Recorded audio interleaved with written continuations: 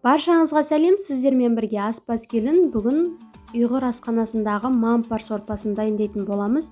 Өте жеңіл әрі тойымды тағамдардың бірі. Ауызашарға дайындап, үй іштеріңізді қуантыңыздар. Видеоны соңына дейін қарап, менің каналыма тіркелуді ұмытпаңыздар.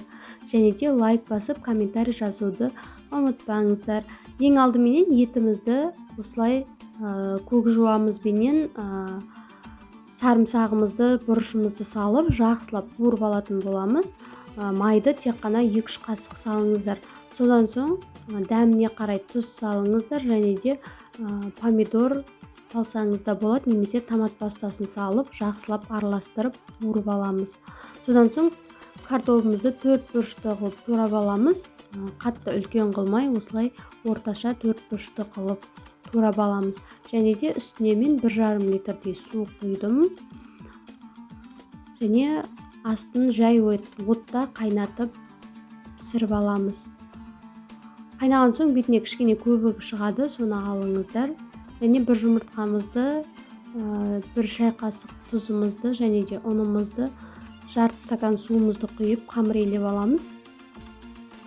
Қамырымыз қатты жұмсақ та емес, қатты орташа болады. Осылай жақсылап елеп аламыз қамырымызды. Осындай кішкентай ғана шығады. Содан соң 5 минутқа тындырып қоямыз. Біздің сорпамыз қайнап жатыр әдемі. Содан соң қамырымыз тынған соң осылай үстінен басып кішкене қолымыздың көмегімен дөңгелетіп, содан соң қамырымызды жаямыз. Қамырымызды қатты үлкен қылып жаймаймыз, қалыңдау қылып жаямыз. Қатты қалың да емес, жұқа да емес. 3-4 миллиметрдей болады қалыңдығы. Мінекей, жақыннан көрсетейін. Осылай енді кішкене 4 бұрышты қылып кесіп шығатын боламыз қамырларымызды.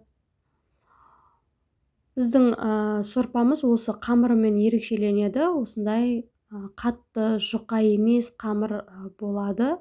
Бірақ қалың болғанмен де сорпамыз дәмді, кәдімгідей қамыры пісіп, әдемі сорпа болып шығады. Енді қайнап жатқан сорпамызға жаңағы кеспелерімізді саламыз. 5-10 минут қайнатып аламыз. Содан соң міне сорпамыз дайын болды. Осылай әрлеп ұсынсаңыздар болады. Керемет сорпа. Видеоны соңына дейін қарағандарыңызға рахмет.